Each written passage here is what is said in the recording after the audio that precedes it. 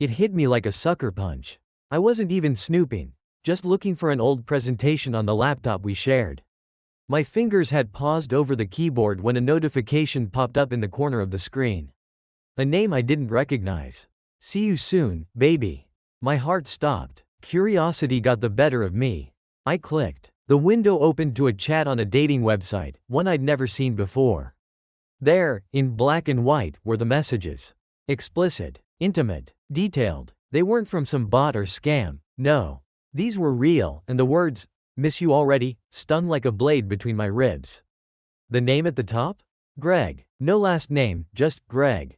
The messages revealed enough. They'd met on some app, started chatting, and the rest unfolded before me like a slow-motion car wreck. My wife, Helen, was cheating on me with this guy. At first, I couldn't move. I sat there, staring at the screen as if it were some kind of sick joke. But the longer I read, the more it became painfully real.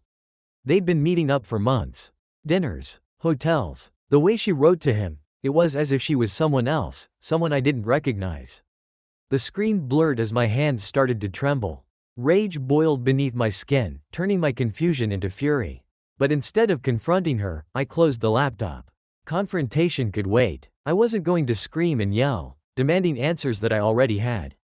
No, I needed to think. I needed to plan. The sickest part was how normal she had acted around me. We still laughed over dinner, watched Netflix together, and even made plans for the weekend. It was all a lie. Every kiss, every glance across the room, it was all just a cover for whatever the hell this was. My entire marriage felt like it had been rewritten in an instant. But as the hours ticked by, my anger shifted from blind rage to something darker, something more focused. Helen had no idea what was coming. She thought she could just carry on, lie to my face, and get away with it. But I wasn't going to confront her like every other betrayed husband.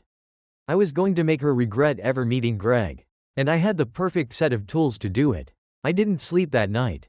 Instead, I paced through the house, my mind racing with possibilities. Helen was still asleep upstairs, blissfully unaware that her world was about to come crashing down. The moonlight streaming through the window felt like a spotlight, like it was watching me, daring me to act. I wasn't going to just confront her. No, that would be too easy. Too quick. If I wanted her to feel the pain I was feeling, I needed to hit her where it hurt. And in our world, the tech world, that meant only one thing: online reputation. I knew how to ruin hers and Greg's with a few keystrokes. I started with Greg. His profile on the dating site wasn't hard to find once I had access to Helen's messages. After a few clicks, I had all the information I needed: his name, photos, job, even his pathetic little hobbies. He had no idea that I was watching, gathering every scrap of his digital life.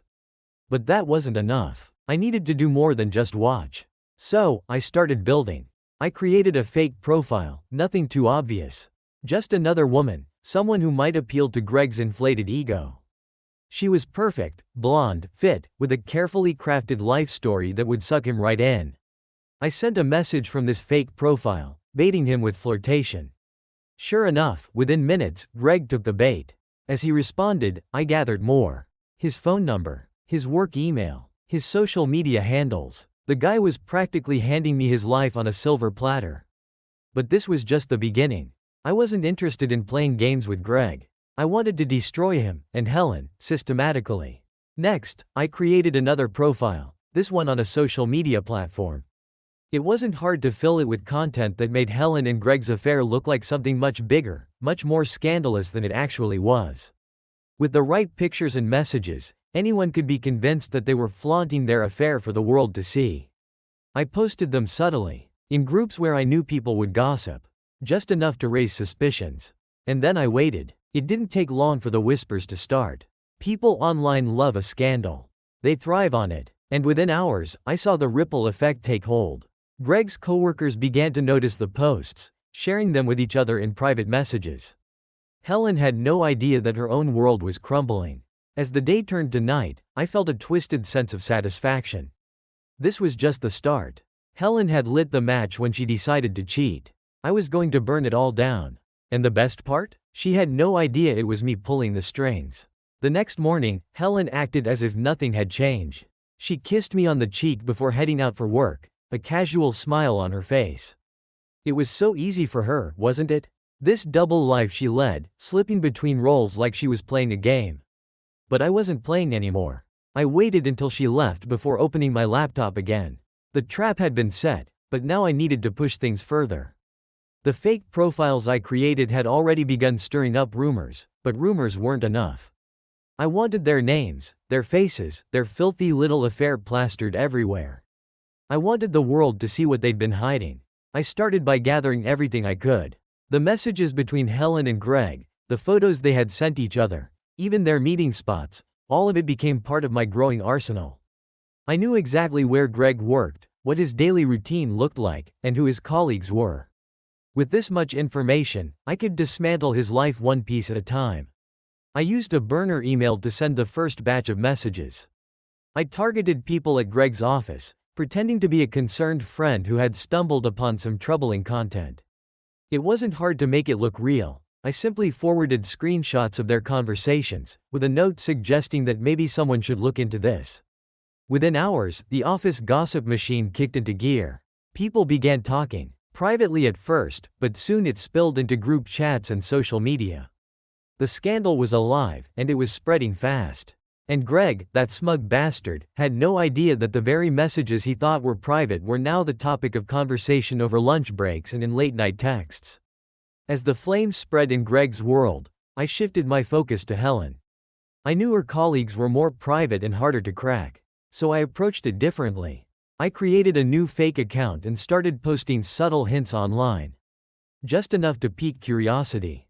I planted rumors in a few niche tech forums where her name was known. Soon, people were messaging me privately, asking for more details. That's when I dropped the bomb: fake photos of her and Greg, side by side, laughing together at some fictional event. The forum lit up. People who knew Helen started speculating. The rumors were out, and it was only a matter of time before it reached her workplace. By the end of the day, I sat back, watching the chaos I had set in motion. Greg's phone would soon be buzzing with questions from his coworkers, and Helen's pristine reputation was on the verge of collapse. Every keystroke I made felt like justice. She deserved this. They both did, but I wasn't done yet. It started with a single email. Helen came home that evening, her face pale, phone clutched tightly in her hand. "David," she began, her voice shaky. "Something weird happened today." I kept my expression neutral. "What do you mean?" There's this rumor going around. Some people are saying that I've been." Her words trailed off, and she swallowed hard, avoiding my eyes. "They're saying I've been having an affair." I acted surprised. "An affair? Who would even say something like that?" "I don't know." Her voice cracked, panic creeping in.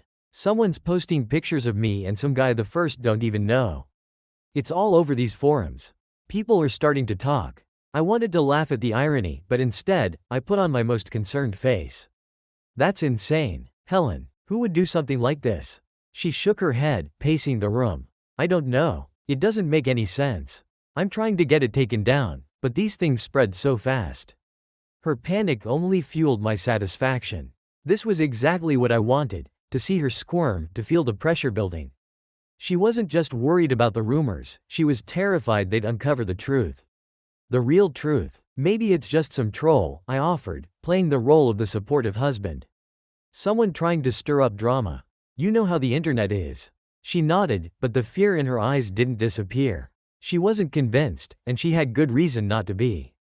That night, after she had gone to bed, I opened my laptop again. The whispers had turned into shouts. Greg's coworkers had seen the emails, and his inbox was flooded with awkward, concerned messages. People were starting to distance themselves from him. At the same time, the forum posts about Helen had exploded, drawing more attention than I could have hoped for. Her carefully curated life was unraveling. And then it happened. A few days later, Greg's company caught wind of the situation. I had made sure the evidence looked convincing enough. Between the fake messages and photos, there was enough there to at least raise doubts. He was called into a meeting, where he was forced to explain himself. Of course, he denied everything. But that didn't matter. The damage was done. People don't care about the truth when the scandal is juicy enough. I knew the walls were closing in on him when I received an email on one of my burner accounts. It was from Greg. He didn't know who I was, but he was desperate. He wanted to know who was behind this, who was ruining his life. He pleaded for help, asking if I knew anything and if I could give him a name. I smiled as I typed my reply, "You should have thought about that before you met her." Helen still had no idea that I was behind it all. As she grew more frantic, trying to control the narrative at work and online, I watched her slowly lose grip on the life she had taken for granted. Friends who used to invite us to dinner were suddenly too busy. Her colleagues stopped calling her for projects. She was becoming a social pariah, and Greg was in freefall right beside her. The best part? No one knew it was me. I was still the concerned, supportive husband in her eyes, helping her navigate this unjust smear campaign. But deep down, I knew she deserved every second of it. And I wasn't finished yet. Helen's facade was starting to crack. Every day, she grew more frantic, more paranoid. It wasn't just her colleagues anymore, friends began pulling away, too. People who used to call or message regularly had gone silent, avoiding her like she was toxic. She tried to hide her anxiety from me, but I could see it in the way she paced the kitchen, constantly checking her phone, her fingers trembling as she scrolled through the never-ending stream of posts and messages. She didn't talk to me about Greg. Not directly, but I knew they weren't in touch anymore. He'd gone dark. My work had made sure of that. From what I gathered online, Greg's office had suspended him while they investigated the situation, and his social media accounts were locked down. He was drowning in the same mess I had created for Helen. One evening, Helen came home late, her eyes red from what I could only assume had been hours of crying. She slumped onto the couch without a word. I watched her from across the room, acting as if I were reading a book. But I was savoring every moment of her unraveling. I think I'm going to take a break from work," she muttered finally, her voice small, as if speaking too loudly might break whatever fragile hold she had left. "Why? What's going on?" I asked, keeping my tone concerned but casual. She sighed deeply, rubbing her temples. "It's just too much. I feel like everything's spiraling out of control. People are talking, David. I don't even know what's real anymore." I put my book down and moved to sit beside her, placing a hand on her back.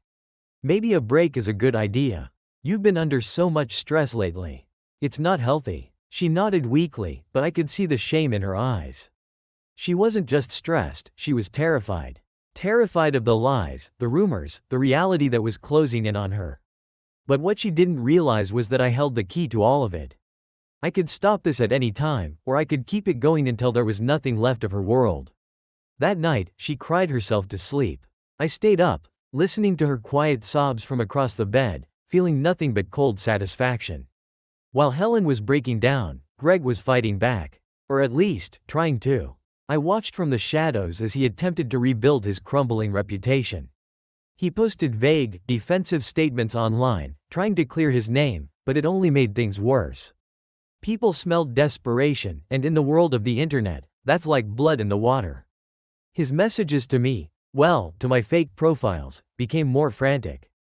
He begged for help and offered money for information. It was pathetic, really. The more he scrambled, the more people began to question everything about him. It wasn't enough to ruin his personal life, though. I wanted his career to go up in flames, too. With a little more digging, I found out that Greg had cut some ethical corners at work. It wasn't anything too major, but it was enough to look suspicious under the current circumstances. I gathered every piece of information I could find, email exchanges, project details, and minor infractions that could be twisted into something bigger. Then, using a burner account, I sent it all anonymously to Greg's boss, framing it as a concerned employee exposing unethical practices. It worked. Within days, Greg's suspension turned into something more permanent. Word spread that he'd been let go, that the investigation into his behavior had uncovered questionable business practices. His name was dragged even further through the mud, and any chance he had of bouncing back from the scandal was gone. Helen had no idea how deep this went. She was too busy trying to salvage her own reputation to notice what was happening to Greg. She hadn't spoken his name in days, and I knew why. She couldn't risk making their connection public. The affair had turned into a dirty secret, something she was ashamed of, rather than the exciting fling it had once been. But I wasn't finished yet. One night, after Helen had gone to bed, I crafted the final piece of my plan. I created a new post, this time detailing the entire affair, names, places, dates, everything. I made sure to include all the information I had gathered, making it look like an inside scoop from someone who had been watching from the beginning. I knew exactly where to post it to get the most attention. The post went viral within hours. By morning, it had spread like wildfire across multiple platforms, drawing comments from people who knew both Helen and Greg. The scandal had officially become public knowledge, and there was no way to put the genie back in the bottle. Helen woke up to a storm of messages, her phone buzzing non-stop with notifications. She read through them, her face draining of color as she realized what had happened. "This can't be happening," she whispered, her voice shaking as she looked at me, wide-eyed. "David, what are we going to do?" I shrugged, keeping my mask of concern firmly in place. "I don't know, Helen. Maybe it's time to come clean." She looked at me like I'd slapped her, but there was no denying the truth anymore. The life she'd tried so hard to keep hidden had been exposed for everyone to see. And now, she was alone in it. Helen spent the next few days locked in a state of disbelief. Every time her phone buzzed, she flinched, afraid to look but unable to stop herself. The scandal had grown beyond anything she could control. Friends who hadn't reached out in years were messaging her, some with sympathy, others with barely veiled accusations. Her inbox was flooded with questions, demands for an explanation, and even a few threats from people who claimed to know the truth. But Helen wasn't just dealing with online fallout. At work, the tension had become unbearable. Despite her attempts to stay professional, the whispers followed her everywhere. It didn't matter that she tried to pretend it was all lies. People had already made up their minds. And the worst part was, they were right. One evening, after a particularly brutal day, she came home and broke down in front of me. Tears streaming down her face, she dropped her phone onto the coffee table and collapsed into the armchair. "I can't do this anymore, David. It's too much." I sat across from her, silent, letting her unravel in front of me. "I know I made a mistake," she sobbed. "I know I was wrong. But this is more than I can handle. I'm being hounded everywhere I go. At work, online, even some of our neighbors are looking at me like I'm some kind of monster." She was right about that. The rumors had reached beyond her professional circles, creeping into our personal lives. It wasn't long before neighbors began gossiping, and whispers followed her in the grocery store or at the gym. She was trapped in her own web, and the more she tried to escape, the tighter it became. "What should I do?" she asked, her voice barely a whisper now, like she was begging me to fix everything. I stood up, walked over to the window, and stared out at the night. It would have been so easy to tell her the truth at that moment, that I had orchestrated it all, that I was the one pulling the strings. But I held back. Instead, I let her believe that this was just the cruel, unpredictable nature of the world she thought she could manipulate. "I don't know, Helen," I said, turning back to face her. "Maybe it's time to own up to it. Admit the affair. Face it head on." Her eyes widened, a mix of shock and horror crossing her face. "You think I should admit it? Publicly?" I shrugged. "What other choice do you have? The more you try to fight it, the worse it'll get." For a moment, she just sat there, staring at me like I had suggested she jump off a cliff. But deep down, she knew I was right. The lies weren't holding anymore. The truth was out, and no amount of denial was going to save her now. The next morning, Helen made the decision. She couldn't keep running from it. The pressure had mounted to the point where there was no escape, no path forward except through the fire. She spent hours drafting a statement. Sitting at the kitchen table with her laptop open, she typed, deleted, and retyped, trying to find the right words. I pretended to go about my day, watching her from the corner of my eye, waiting for the moment she would finally hit post. When she showed me the draft, her hands were trembling. "It's just an apology," she said quietly. "I'm going to admit what I did, and hope that people can forgive me." I scanned the text, pretending to care, but my mind was elsewhere. I had achieved everything I set out to do. Her affair was public knowledge, Greg's life was in shambles, and Helen's career was teetering on the edge of collapse. And now, she was about to confess to the world, solidifying her guilt for everyone to see. "This seems honest," I said, handing the laptop back to her. "It's probably the best thing you can do right now." She hesitated, her fingers hovering over the keys, but then, with a deep breath, she hit post. And just like that, it was done. The confession was out there, for everyone to see. She admitted to the affair, to the lies, and begged for forgiveness. But I knew there would be no forgiveness. The damage was too severe, the betrayal too deep. Within minutes, the responses started rolling in. Some people expressed sympathy, but most were cold and angry. Friends she had known for years were now publicly condemning her. Her social media blew up with comments and messages, some cruel, some indifferent, but all relentless. Helen watched it all unfold with wide, tear-filled eyes, realizing there was no going back now. But the confession wasn't just a personal surrender, it had a ripple effect. Greg's life, already in freefall, took another nosedive. His former colleagues and friends saw Helen's post and began connecting the dots. More people piled on, accusing him of being a predator, a manipulator, someone who ruined lives for his own pleasure. The fallout was brutal, and as Helen sat on the couch, staring at her phone in horror, I knew this was the final step in her downfall. That night, she barely spoke. The silence between us was thick, like a weight hanging in the air. And for the first time since this all started, I felt something I hadn't expected: emptiness. I had won. I had destroyed her, but in the process, something inside me felt hollow, as if I had lost more than I had gained. In the days that followed Helen's public confession, our house became a tomb of silence. She hardly left her room, avoiding eye contact with me, her phone, and the outside world. The constant buzz of notifications had stopped, the world had said what it needed to say, and now it had moved on, leaving Helen in the wreckage. The digital world had chewed her up and spit her out, just like it always does with scandals. I tried to maintain my routine, going to work, handling emails, and attending meetings. But even there, the atmosphere had changed. I could feel the stares. My colleagues pretended to be sympathetic, but I knew they had read Helen's confession. They knew what had happened, and while they didn't say it to my face, I could hear the whispers in the hallways. David's wife had an affair. David must be a fool. It didn't matter that I had orchestrated everything behind the scenes. To the outside world, I was just another victim of betrayal, a man whose wife had broken his trust, and who now had to figure out how to rebuild his life. And in some ways, they were right. I had started this journey with the intent of destroying Helen and Greg, of making them pay for what they did. But sitting in my office one evening, staring blankly at the glow of my computer screen, I realized that I had also destroyed something inside myself. The satisfaction I once felt was gone. The thrill of revenge had faded, leaving only a void where my anger used to be.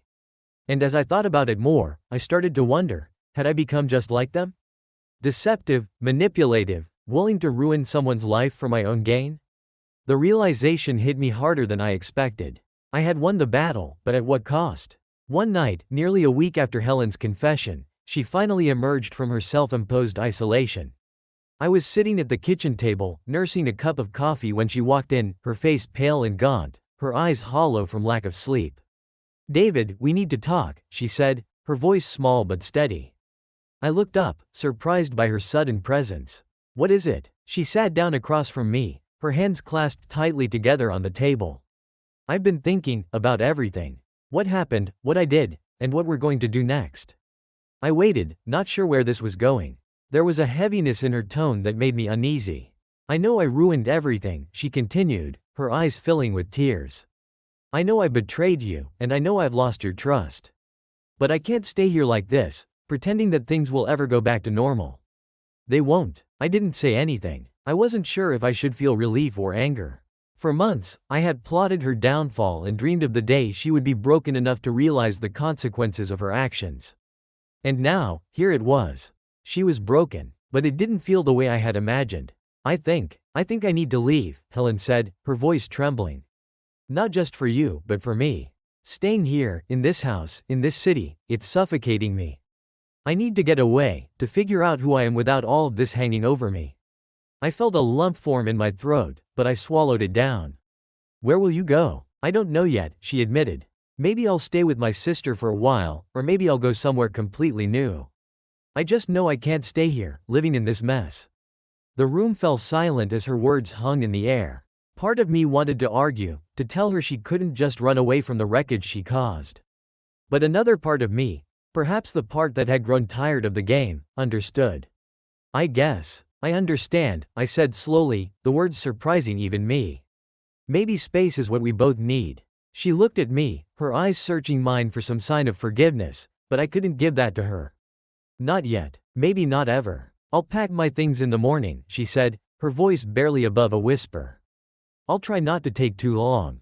I nodded, watching her as she stood up and walked out of the kitchen. The sound of her footsteps echoed through the quiet house, a house that would soon feel emptier than it ever had before. As I sat there, alone at the kitchen table, the weight of everything settled on me. I had won. I had gotten exactly what I wanted. Helen was leaving, Greg's life was in ruins. And my revenge was complete. But as the minutes ticked by and the house grew still, I realized something terrifying. I was still here, alone with my victory, but more isolated than ever before. In the pursuit of vengeance, I had sacrificed everything that once mattered to me. And now, standing on the other side of it all, I wasn't sure if the price had been worth it. The morning Helen packed her things was eerily quiet. I heard her moving through the house, opening and closing drawers. Her soft footsteps like the ticking of a clock, counting down to the inevitable. I stayed in the living room, staring blankly at the muted TV, pretending not to notice the suitcase slowly filling in our bedroom. I had thought about what this moment would feel like for months. I imagined it over and over again, her leaving, the final closure to the betrayal. But now that it was happening, the feelings were nothing like I expected. There was no satisfaction, no relief. Just an emptiness. Helen walked down the stairs with her suitcase in hand, her expression calm but somber. She didn't look like the woman I married, the woman who once had so much confidence and energy. She looked worn down, as if the events of the past few months had drained every last drop of life from her. She stood by the door, hesitating. "I didn't think it would end like this, David," she said quietly, her eyes searching mine for something. Some acknowledgement of the time we had spent together, some recognition of the life we had shared before everything fell apart. Neither did I thought to myself, but the words stayed stuck in my throat. "I know you'll never forgive me for what I did," she continued, her voice trembling slightly, "but I hope someday you'll understand why I made the choices I did. It wasn't just about you. It was about me, too. And for what it's worth, I'm sorry." I didn't respond. What could I say that wouldn't sound hollow? The damage was done. Apologies meant nothing now. Helen lingered for a moment longer, as if waiting for something. When nothing came, she sighed softly, opened the door, and walked out. The sound of the door clicking shut echoed through the house. And just like that, she was gone. I sat there in silence for a long time, the weight of her absence settling over me. The house felt different without her, colder, more hollow. For months, I had wanted this. I had craved the moment when she would leave, when the weight of her betrayal would no longer linger in the same space as me. But now, as I sat alone in the empty house, I realized something I hadn't anticipated. The silence was heavier than her presence had ever been. The days after Helen's departure felt surreal. I went through the motions of everyday life, but everything felt muted, like I was living in a fog. Work didn't distract me the way it used to, and the satisfaction of seeing Greg's life implode had faded. The sense of victory I had once reveled in had evaporated, leaving behind only a hollow shell of what I thought revenge would bring. I hadn't anticipated how empty my life would feel without Helen in it. Even in the aftermath of the affair, when I hated her for what she did, there had been a sense of purpose in my anger. Now, with her gone, I realized just how much of my identity had been wrapped up in the relationship, even in its broken state. I found myself replaying old memories in my head, times before the affair when things had been good between us. Those moments seemed like they belonged to a different lifetime. We used to laugh, share inside jokes, and plan for the future. There was a time when I couldn't imagine life without her, when she was my partner in everything. And then, somewhere along the line, everything had unraveled. I thought about the affair constantly, dissecting it from every angle. What had pushed her into the arms of someone else? Was it something I had done? Or was it something missing inside her? I didn't know, and I wasn't sure if I ever would. But the questions gnawed at me, keeping me up at night, long after I should have let them go. I couldn't help but wonder if I had made a mistake. In my quest for revenge, had I gone too far? I had thought destroying her life would bring me peace. But all it had done was leave me more isolated than ever. I had hurt her, yes, but in doing so, I had also hurt myself. One night, a few weeks after she left, I went through the old photos on my phone. Pictures of vacations, dinners, random moments from our life together. Each one felt like a reminder of what we had lost. I hadn't looked at these photos in months, maybe even years. I had been too focused on the betrayal, too consumed by the anger to remember the good times. And now, it was too late. I stared at one particular photo, A picture of us from a trip to the coast a few years back. We were sitting on the beach, the sun setting behind us, her head resting on my shoulder. We looked happy, genuinely happy. It was hard to believe that was us. Hard to believe that we had once been so close, and now we were strangers. I couldn't escape the feeling that, in some way, I had played a part in what happened. Maybe it wasn't all my fault, but I hadn't been blameless either. I had let the distance between us grow. And by the time I realized it, it was too late to fix. As I stared at that photo, I realized something I hadn't before: revenge hadn't fixed anything. It hadn't healed the hurt or restored my sense of self. It had only deepened the wounds. I closed my phone, put it down, and leaned back in my chair. The house was quiet again, as it had been every night since Helen left. But this time, the silence didn't feel like a victory. It felt like a loss. Because in the end, that's what it was. Revenge had cost me more than I had ever imagined. Weeks passed, and life seemed to fall into a dull, repetitive rhythm. I kept expecting something, some final, cathartic moment when I would feel the full weight of my victory, when everything I had done to Helen and Greg would finally feel justified. But it never came. Instead, the days blurred together.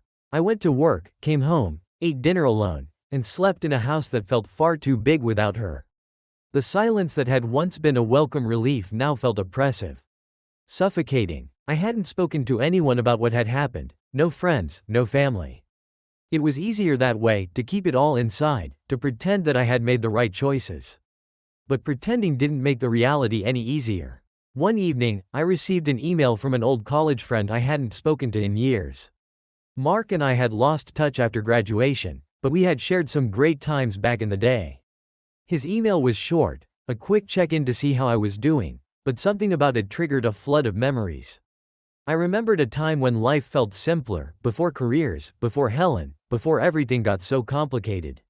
I responded to him, and over the course of the next few weeks, we exchanged more emails, eventually setting up a time to meet for a drink. It was a strange feeling, reaching out to someone from a time when my life had been so different, almost like reconnecting with a younger version of myself. The night we met up, Mark greeted me with a big grin and a firm handshake. "David, it's been way too long." We grabbed a table at a quiet bar downtown and caught up over beers. Mark talked about his life, his job, his wife, and their plans to start a family.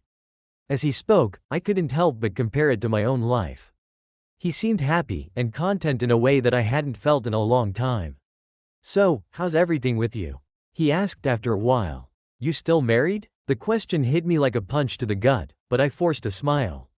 "No, not anymore. Things fell apart." Mark frowned, sensing the weight behind my words. "Sorry to hear that, man. What happened?" I hesitated, unsure of how much to reveal. Part of me wanted to tell him everything, about the affair, the revenge, the emptiness that followed. But another part of me was ashamed. How could I explain what I had done without sounding bitter, without admitting that I had lost control? "It's complicated," I finally said. "She cheated on me. I found out and, let's just say things got messy." Mark nodded sympathetically. "I get it. That's rough. But hey, you're better off, right? You don't need that kind of toxicity in your life." I nodded, but his words didn't bring me any comfort. Better off? Maybe. But I didn't feel better off. I felt hollow, like I had sacrificed everything in the pursuit of some warped idea of justice. We spent the rest of the evening talking about lighter things: sports, movies, old college stories. It was a relief to escape, even if only for a little while. But when the night ended and I returned to my empty house, the weight of everything came crashing back down. I stood in the living room, staring at the place where Helen's suitcase had once been. The house felt colder than ever, and for the first time, I wondered if maybe, just maybe, I had made a mistake. A few days later, I received a message I wasn't expecting, an email from Helen. My heart raced as I opened it, not sure what I would find. It had been weeks since she left, and I hadn't heard a word from her since. Part of me had assumed she would disappear completely, that our lives would never intersect again. Her email was short and to the point. "David, I've been thinking about everything that happened, and I know there's no way to undo the damage we caused each other. I'm not writing to ask for forgiveness. I know I don't deserve it. But I wanted you to know that I've decided to move to a different city. I need to start over, away from all of this. I won't be coming back. I hope you find peace, David, even if it's without me. Helen." I read her words over and over, the finality of them sinking in. She was gone, truly gone this time, not just from the house, but from my life. There would be no second chance, no reconciliation, no closure. Just the empty space where she used to be. I closed the email and stared at my computer screen, the glow of the monitor reflecting off my blank expression. I had won. Helen had lost everything, her relationship, her reputation, her place in this city. And yet, the victory felt meaningless. In the weeks that followed, I found myself haunted by memories of her. Every corner of the house reminded me of her, her laugh, her smile, the way she used to sit on the couch with a book in her hands. Even though she was gone, her presence lingered like a ghost, refusing to let me move on. One night, unable to sleep, I took a drive through the city. I didn't have a destination in mind, I just needed to get out, to clear my head. As I drove, the streets blurred together, the city lights casting a dull glow over everything. My thoughts drifted back to the beginning, to the early days with Helen when everything had seemed so perfect. How had we ended up here? How had we gone from being so in love to being strangers, caught in a web of lies and revenge? I pulled over near a park we used to visit, the one where we'd had our first date. I hadn't been back here in years. As I sat in the car, staring out at the darkened trees, I realized something I hadn't before. In my quest for revenge, I had lost sight of what really mattered. I had been so focused on making her pay that I hadn't stopped to think about what I truly wanted. And now, I was left with nothing, no wife, no happiness, no peace. For the first time since it all began, I let myself cry. Not out of anger or frustration, but out of pure, unfiltered grief. Grief for the life we had once shared, for the love that had withered and died, and for the part of me that I had lost in the process. As the tears dried and the city remained still around me, I knew one thing for certain. It was time to let go. In the weeks after that night at the park, I began to take small steps toward rebuilding my life. It wasn't easy. Letting go of something that had consumed me for so long felt like trying to tear down a house, brick by brick. But for the first time, I wasn't focused on Helen or Greg or revenge. I was focused on me. I started by deleting the fake profiles I had created, the ones I had used to manipulate and ruin their lives. As satisfying as it had been at the time, I couldn't stand to look at them anymore. It felt toxic, like keeping a piece of the poison that had nearly destroyed me. With each profile I erased, I felt a little lighter, as if I was shedding layers of bitterness and resentment. Work became a refuge again, though it had lost its intensity. The long hours that had once distracted me from the pain now felt more like a way to pass the time, to slowly put the pieces of my life back together. I wasn't chasing success or accolades anymore, I was just trying to find some sense of normalcy. To rebuild the parts of myself that had been lost in the storm. I even started reaching out to friends I had neglected over the months. Mark became a regular fixture in my life again, and our conversations helped me see things from a different perspective. He didn't judge me for what I had done, but he did help me understand that holding on to the past wasn't going to bring me peace. One weekend, I decided to pack up the house, our house. Helen's things had long been removed, but the memories remained in every corner. In every piece of furniture. I knew I couldn't stay there forever, surrounded by ghosts. So I boxed up the remnants of our life together, the photos, the mementos, the small reminders of what once was. I didn't throw them away. Not yet, but I needed them out of sight, out of mind, so I could start fresh. A few days later, I put the house up for sale. I found a small apartment across town, nothing fancy, but it was exactly what I needed. A place that was mine, free from the weight of the past. Moving into that space felt like closing a chapter of my life, a symbolic shedding of the pain and heartbreak that had defined me for so long. It wasn't an immediate fix, there were still days when the memories would creep in when I'd find myself thinking about Helen or what could have been. But those days were becoming fewer. One afternoon, I decided to take a walk through the city. The streets were busy, the air filled with the sounds of life carrying on. I found myself walking toward the park again, the same one where Helen and I had shared so many memories. But this time, it didn't hurt as much. It felt different, almost distant, as if the weight of those memories had finally loosened its grip on me. I sat on a bench, watching people pass by, couples holding hands, kids running through the grass, friends laughing together. Life was moving forward, as it always did, and for the first time, I felt like I could move with it. I wasn't defined by what had happened anymore. I wasn't trapped in the past. A part of me would always carry the scars of what had happened, of course. I will always remember the betrayal, the pain, the mistakes I had made. But those scars didn't have to define me. They were just a part of my story, not the whole thing. As I sat there, I realized that I wasn't angry anymore. I didn't feel the need to lash out or seek revenge. The emptiness that had once consumed me had been replaced by something quieter, something more peaceful. It wasn't happiness, not yet. But it was the start of something new. And that was enough. Standing up from the bench, I took a deep breath, letting the cool air fill my lungs. The future was uncertain, but it was mine again. For the first time in a long time, I felt free. I walked away from the park, leaving the past behind. There was a new chapter waiting to be written, and this time, I was ready for it.